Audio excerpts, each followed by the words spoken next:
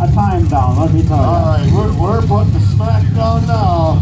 Out of Rochester, Minnesota, your driver, sitting behind the wheel of an engine size of 512. Long time driver here. Mick Hendricks, driving a 1971 Purple Blazer. This guy's been competing for as long as I can remember. He likes to call it first class. Sponsored by none other than 4x4 Unlimited, Advantage Oils, Lawler LP Gas, and Steven. It is Mick Hendricks driving first class. One hell of a good running rate, folks.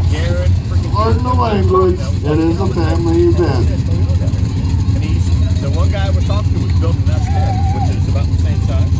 And he said, We have a drone. We got a drone. Whoever's got the drone filming the footage, awesome. I understand. Yeah, I want some of it.